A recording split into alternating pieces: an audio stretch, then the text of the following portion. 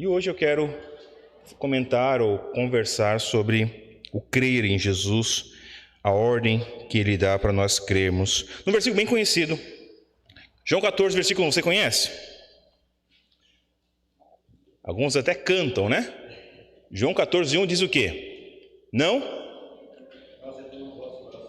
Isso. Que ele diz também em mim, você decorou na revista atualizada, né? A NAA já não está a palavra turbe mais, porque a gente nem sabe o que é turbe, né? A palavra, vamos ler nossa versão aqui, por favor. É um versículo só por enquanto. Diz o seguinte: que o coração de vocês não fique angustiado. Vocês creem em Deus, creiam também em mim. Mais uma vez, que o coração de vocês não fique angustiado. Vocês creem em Deus, creiam também em mim. Percebe, uma questão introdutória, percebe como essa versão já mudou o entendimento do crer em Deus? Parece que estava mandando crer em Deus. Não, você já crê em Deus. Para o judeu, crer em Deus já era natural, ele nascia assim. Qual que é a ordem aqui então? É crer em Jesus. No credes em Deus, parece que já não é ordem, é uma constatação. Tá? Vamos começar aqui então sobre crer em Jesus. Irmãos, hoje é segundo turno da eleição nacional, de presidência. E eu gosto das questões estatísticas, porque acho que tem uma pegada meio de contador aí no meio, né? Eu gosto de questões quando vem aquelas pesquisas. Eu não entendo como eles chegam às margens de erro. Sabe? Mais de 2 pontos, 3 pontos, 10 pontos. Isso é muito... Só um estatístico, alguém que para explicar como que funciona aquilo. Só que eu sei que tem um modo para determinar a margem de erro. Entende? Só que uma das coisas que mais me interessa, muitas vezes, e eu fico pensando, não é a intenção de voto, mas o que? É o índice de rejeição que alguém tem. Não é o índice da intenção de votos. Você percebe que os políticos eles nem trabalham tanto com a intenção de votos. Eles trabalham muitas vezes com a ideia de melhorar a imagem que ele tem para que o índice de rejeição a eles sejam melhorado, né? Ou reduza, né? Jesus não é político, mas ele aqui se apresenta como alguém que é digno de ser votado, se fosse um político. Ao digno de confiança. Agora, já pensou o que faz você... Se pensar no intenção de voto, o que faz nós, ou o povo brasileiro, um país democrático, a votar em um político? O que nós olhamos para ele para dizer, não, esse merece o meu voto? Quais as virtudes que você procura nele? Você procura que ele seja verdadeiro, que ele tenha propostas boas, que quando ele for lá no poder, se ele chegar lá, que ele não se corrompa. Nós olhamos políticos e nós, pelas virtudes dele, nós votamos. Infelizmente no Brasil, a eleição de 2018, eu lembro bem, e não vejo nada diferente agora, que hoje nós não votamos muitas vezes pelas virtudes do político, mas é por quê? Porque nós rejeitamos o outro lado. Eu não voto nele, logo se tem 2 eu vou votar nesse. E a briga está por aí. Então, só que Jesus se apresenta aqui, quando ele fala, vocês já creem em Deus, creem também em mim, ele mostra a disparidade que há entre confiar no homem, de você querer votar nele, e você, o coração também já rejeitá-lo, e confiar naquele que é santo, que é perfeito. Jesus vem agora aos seus discípulos e diz assim: eu sei que vocês já creem em Deus. O que eu peço para vocês agora é crer em mim. Agora, qual é a base de nossa fé? O que nós podemos encontrar nessa afirmação aqui que nos podem fazer a crer em Jesus?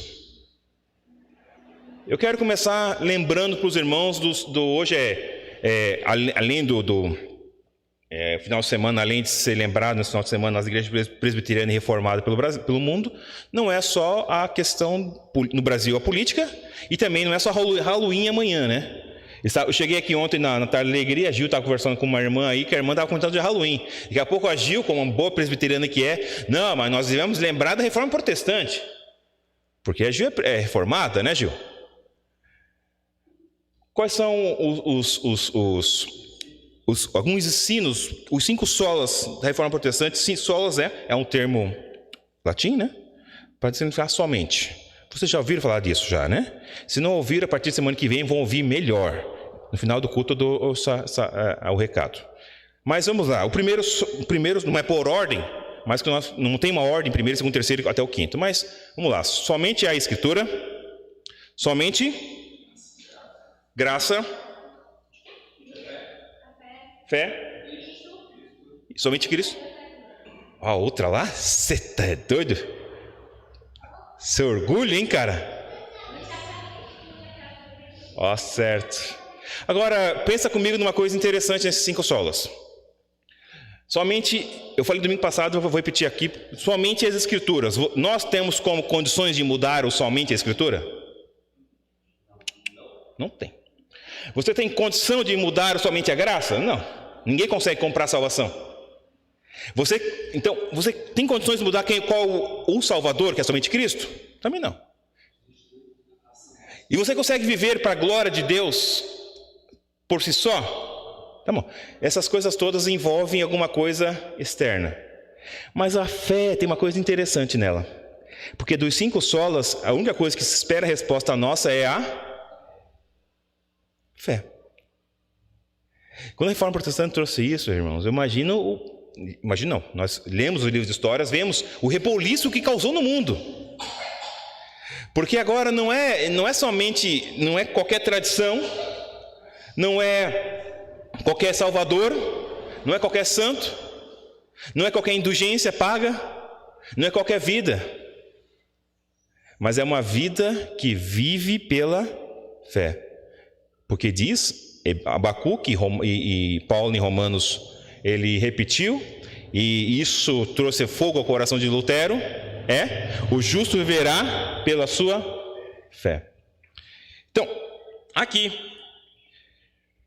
Jesus está falando uma coisa que pode nos lembrar qual é a base da nossa fé. E eu quero mais uma vez apelar para a teologia histórica. Você lembra o credo apostólico?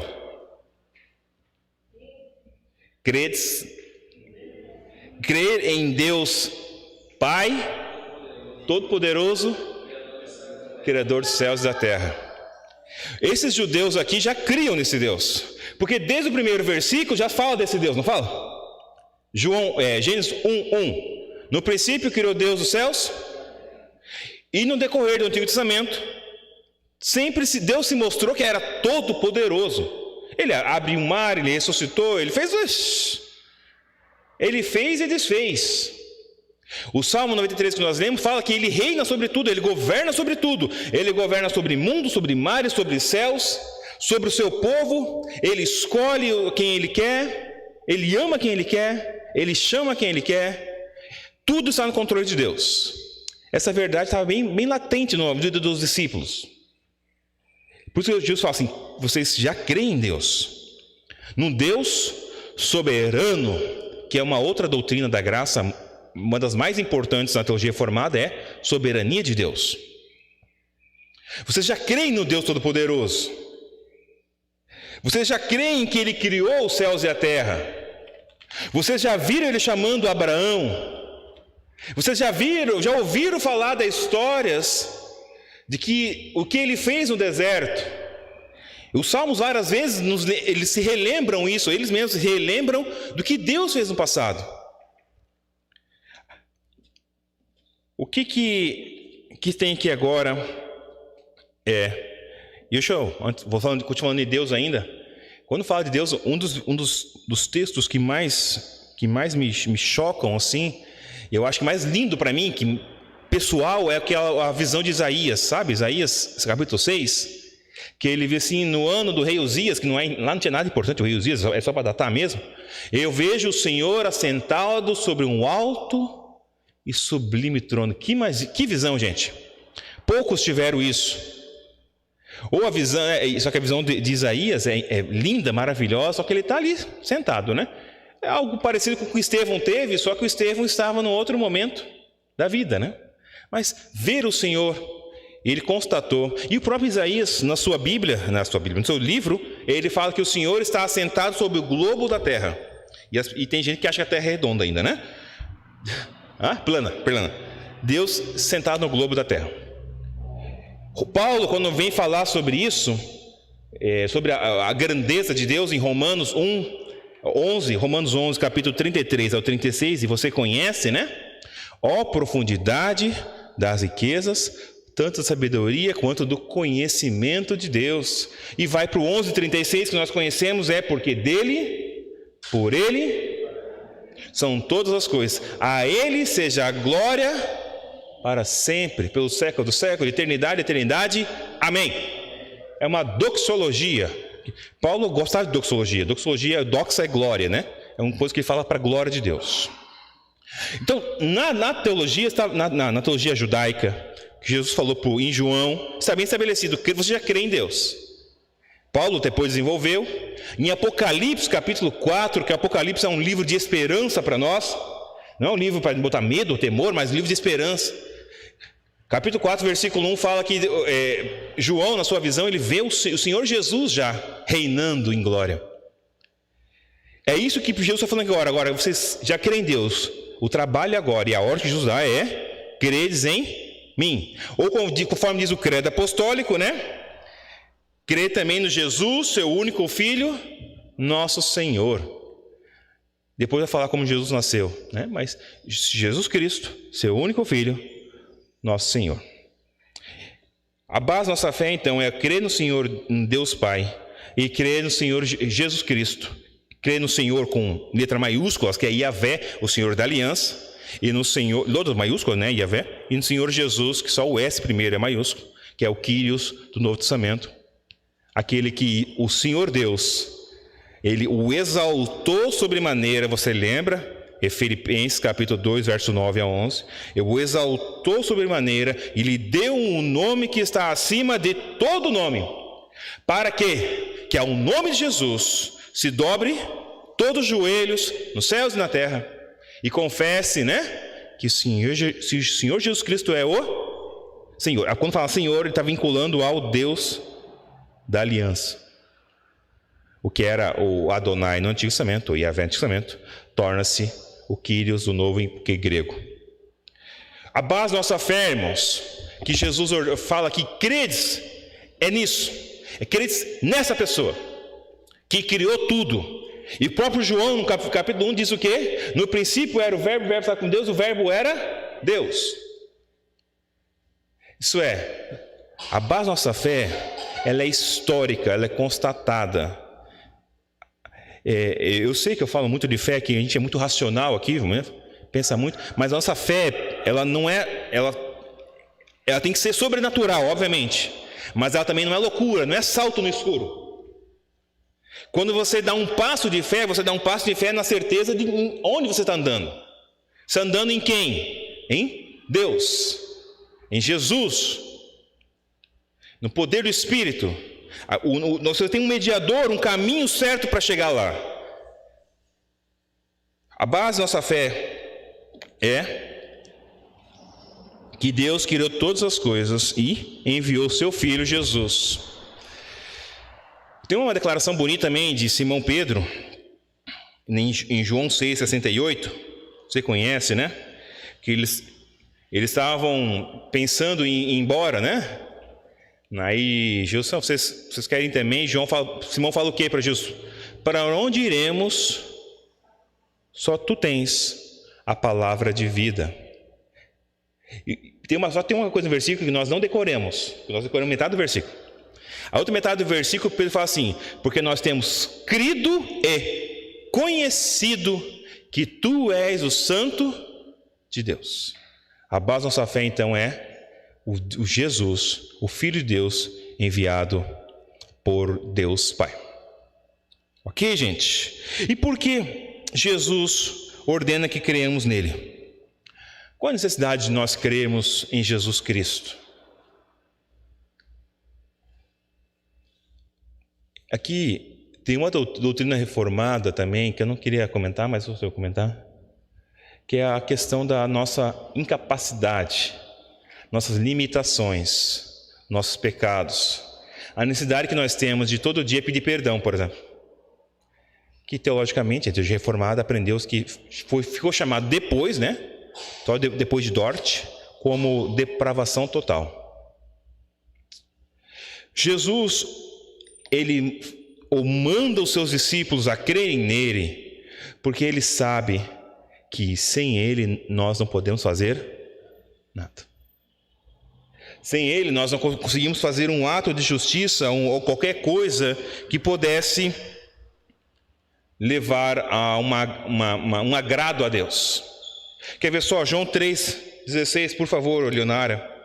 João 3,16, você conhece o versículo 16, né? Vamos ler do 16 ao 18. Por que o Senhor Jesus ordena que creamos nele? João 3,16 ao 18. Porque Deus amou o mundo de tal maneira que deu seu Filho unigênito, para que todo o que nele crê não pereça, mas tenha vida eterna. Você já decorou. Agora vamos ver a parte que você não decorou, que é o 17. Porque Deus enviou o seu Filho ao mundo, aí mostra por que Jesus manda crer nele, né? Não para que condenasse o mundo, mas para que o mundo fosse... Quem nele crê não é... Mas o que não crê já está condenado, porque não crê no unigênito Filho de Deus. Dá um salto aí, por favor, para o 36. Por isso, quem crê no Filho tem a vida eterna. Quem se mantém rebelde contra o Filho não verá a vida, mas sobre ele permanece a... Quando alguém prega o João 3,16, ele esquece do restante contexto, né? Jesus te ama. Jesus tem um plano na tua vida. O plano é certo. Ele tem. A parte do ama, não sei. Porque diz a palavra de Deus que quem não crê no Filho, sobre ele permanece... A pior coisa que pode acontecer para o homem é a ira de Deus. Quando diz assim, vocês já creem em Deus, agora creem em mim. Creem em mim por quê? Porque se vocês não creem em mim, vocês não vão desfrutar da paz com Deus, da vida eterna, dos benefícios de viver eternamente, sabe, de eternidade, daqui para sempre, com o vislumbre da glória de Deus. Nós precisamos crer em Jesus, porque Ele é o único caminho, diz em João 14, depois vamos ler, né? Que Ele é o único caminho que nos leva a Deus. Nós vamos crer no Senhor Jesus, porque não há outro meio de chegar lá. Os 5 solas falam disso, né? Somente Cristo. Nós recebemos essa graça maravilhosa por Cristo. E a verdade está na palavra de Deus, obviamente. Mas aqui também não somos chamados a ficar imóveis, parados. Somos chamados a crer. Fé. Se pudéssemos botar uma ilustração aqui para ver a imagem de como nosso estado e como nós precisamos de Jesus, você pode pensar aí alguém quase já desfalecendo em meio a um prédio pegando fogo. Sabe? Ele já está ali muito debilitado, quase sem oxigênio, a fumaça está invadindo seus pulmões. Chega um bombeiro e diga assim, ei, se acalma, eu vou resgatar você, eu vou levar você daqui lá para fora. O que aquela pessoa que está ali ela faz? Ela tem que crer, não é? Ela precisa fazer o quê? Ela tem que crer que aquele bombeiro, o resgatador, vai o salvar a sua vida. Eu não sei nadar e não pretendo aprender, mas eu ouvi dizer que quando alguém vai salvar alguém que está mergulhando, a primeira coisa que você tem que fazer é acalmar a pessoa, e ela tem que acreditar que aquele cara vai levar ela, porque se ela não acreditar, ela vai fazer o quê? Morre os dois. Ela tem que crer, né? Pensa na fé do homem. Não conheço a pessoa, não sei o potencial da pessoa, mas eu creio que ele vai me tirar daqui. Eu conheço o bombeiro? Não. Ele pode ser um adulto, ele pode ser um fornicador, ele pode ser um mentiroso, ele pode ser qualquer coisa. Mas eu tenho que crer nele. Aí vem uma diferencial do nosso Senhor Jesus Cristo, né? Porque nós conhecemos Jesus Cristo. Sabemos quem ele é. Então, nós precisamos crer no Senhor Jesus, porque nos encontramos numa situação desesperadora. Porque estamos sob a ira de Deus. E esse é o preço do nosso pecado, a ira de Deus. Todos nós precisamos encontrar Jesus, crer nele, para que a situação mude diante de Deus. Ser discípulo de Jesus, então, é necessário crer em Cristo. E aí vem uma coisa maravilhosa. Nós já lemos João 3,16, né? Porque Deus amou o mundo de tal maneira que deu seu Filho, que enviou seu Filho, né? Ou deu, depende da versão. Deus enviou Jesus para morrer em nosso lugar. A maravilhosa graça de Deus enviou seu Filho ao mundo. Interessante que o versículo nós lemos fala assim, não para acentuar a nossa condenação, por mais que ele pudesse fazer isso, mas é para nos resgatar, nos salvar, nos trazer vida. João 3,18 fala isso, né? Ele não veio para condenar, mas para salvar. Interessante também, irmãos, não sei se vocês lembram, João 10,11, por favor, Leonara. Olha o que diz João 10,11. Vamos ler junto ali, por favor. Vamos vocês acordarem, estão meio sonolentos hoje, parece. Eu sou o bom pastor. Sabe, tem aquelas conversas que as pessoas têm por aí, né? E se Jesus não morresse? Ou conversei com um rapaz esse dia assim, não, parece que se Jesus viesse hoje, matariam de novo ele. É verdade. Mataria mesmo. E por que mataria? Porque se hoje fosse a primeira vinda de Jesus, fosse hoje, ela seria com um propósito. E o propósito é qual? Morrer para nos salvar. Dar a vida pelas suas ovelhas. Então, gente, aí né, não precisa ficar com trocaram Jesus por Barrabás. Glória a Deus por isso. Porque se matam Barrabás naquele dia, já era nossa esperança de salvação. Mas por matarem Jesus, no propósito que Deus tinha, nós somos salvos. Deus enviou Jesus com propósito de nos salvar. E o Senhor Jesus, esse propósito, voltamos agora para João 14, versículo 2 e 3. Jesus ordena que cremos nele porque não podemos fazer nada para nos livrar de Deus. E não só apenas isso, olha o que ele fala em João 14, 2. Na casa de meu pai há muitas moradas. Se não fosse assim, eu já lhes teria dito, pois vou preparar um lugar para vocês. E quando eu for e preparar um lugar, voltarei e os receberei para mim mesmo, para que, onde eu estou, vocês estejam também. O versículo 2, vocês talvez não tenham percebido isso, que ele está vinculado ao vocês credes em Deus. Já perceberam isso? Não. O versículo 2 diz o seguinte, na casa de meu pai há muitas... Quem é que vai morar com Deus eternamente? Não é os filhos de Abraão? Na promessa de Gênesis 12? De quantas são as pessoas do filho da promessa? Deus falou assim, Abraão, se quiser você pode começar a contar a tua genealogia. Vai contando os grãozinhos da areia aí. Quando chegar no final, aquele é o número certo. É muita areia. Por isso vocês já creem em Deus, quer dizer, vocês creem que Deus tem uma promessa para vocês, não é? Por isso que ele fala assim, na casa do meu pai há muitas moradas. Tem uma promessa lá. Agora, quem vai preparar essa casa para vocês é eu, diz o Senhor Jesus. Eu vou preparar lugar. Né? Pois vou preparar um lugar para vocês. E quando eu for e preparar um lugar, voltarei e os receberei para mim mesmo.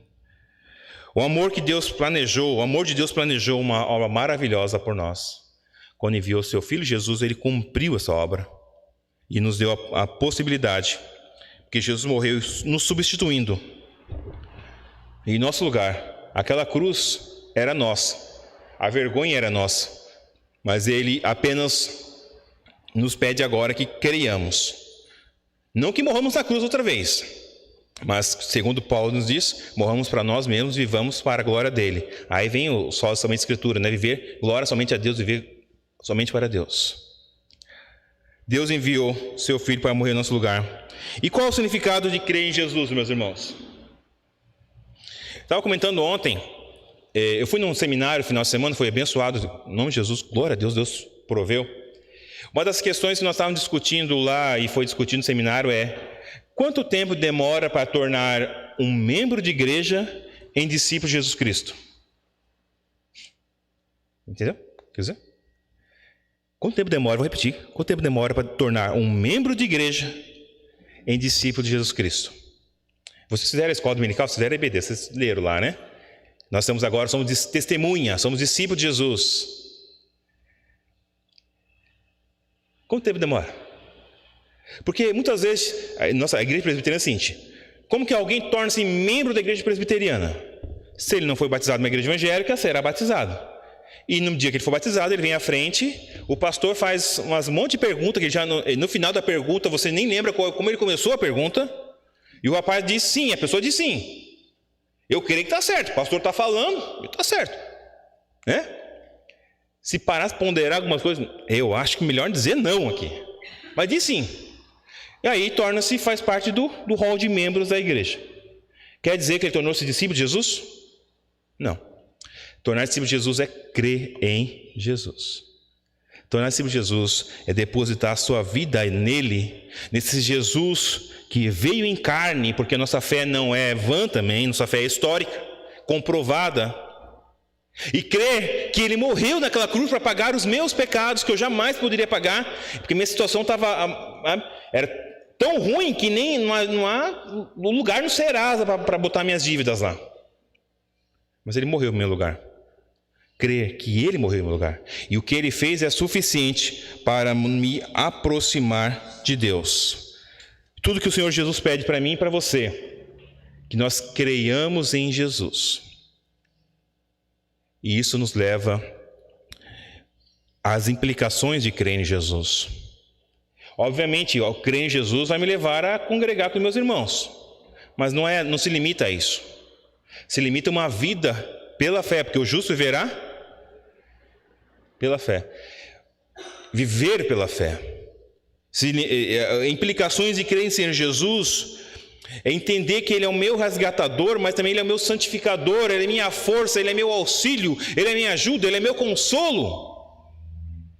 É nele que eu encontro abrigo, amparo nos momentos difíceis. Crer no Senhor Jesus é fazer como Jesus fala assim: não se angustie o teu coração, viva por fé, viva na fé, viva na esperança que tem tempos melhores. Obviamente, crer no Senhor Jesus também tem um preço a pagar. Não o preço da salvação, mas o custo do discipulado. O custo de ser discípulos de Jesus Cristo. Falarei mais para frente, no decorrer dessa série, mas tudo que o Senhor Jesus pede para nós é que venhamos a crer. E é tão interessante isso, é tão bacana, porque isso me confronta. Eu espero que você também. Porque nós queremos viver um tal de evangélico aí, um tal de evangélico, meio vinculado à placa da igreja, às tradições que nós vivemos, ou que nós aprendemos que ser evangélico tem um certo padrão que você tem que fazer, que as pessoas esperam, não que a Bíblia diz, né? As pessoas esperam que você seja tal jeito, para você dizer que é evangélico. É interessante, tá? Um rapaz aí, não sei se eu já comentei com vocês, que eu perguntei assim: o que é evangélico? Ele ficou meio perturbado, porque na verdade a ideia dele é a seguinte: se você não é católico, você é o quê? Aí você joga um saco cheio de gente lá, que baseia a sua salvação, a sua vida, não na fé em Jesus, mas muitas vezes na força do seu braço, na força do seu bolso, na força do seu louvor, que ele canta bonito, que vincula ser evangélico a se reunir num templo, num edifício domingo, numa igreja preta, com uma luzinha meia assim, ou na mocidade, pulando, dançando na presença de Deus aí, e não sabe o que é ser evangélico. O que é ser evangélico? É crê em Jesus. As implicações são outras coisas. Ele te levará à mudança de vida, porque Jesus é aquele que assim, ó, você crê em mim, agora vem perto de mim aqui. Vamos caminhar junto que eu vou te ensinar algumas coisas. Eu vou te ensinar que quando alguém bater de um lado, você vai dar o outro lado. Eu vou te ensinar que quando falarem mal de você, você está tranquilo. Você ora, você abençoa. Mas veja que você precisa andar do meu lado. Você precisa crer em mim. Porque à medida que você se afasta de mim, Jesus falando, você vai querer voltar a uma ideia de mérito para a salvação. E a salvação é pela fé. Jesus nos chama então a apenas crer. O que é ser evangélico? Não, você é crer em Senhor Jesus, entregar a sua vida para Ele, viver para Ele. Porque dele, por Ele, para Ele são todas as coisas. É só isso? Tem a ver com a roupa que eu visto? Gravata? Não. Cabelo? Roupa? Não. Música, estilo de música que eu gosto? Não. Se o meu culto é no sábado, domingo, na segunda? Não. Parede preta, branca, amarela, pink? Não. Eu ouvi um tempo atrás que o evangelho é simples. Eu nunca entendi do que isso, irmãos. Até eu entender é só Cristo. Eu criei. Glória a Deus. Depois da minha fé, viverei por ela. Amém? Que o Senhor nos ajude a crer, a obedecer essa ordem de Jesus. Simples. Muito simples. Creiam em mim.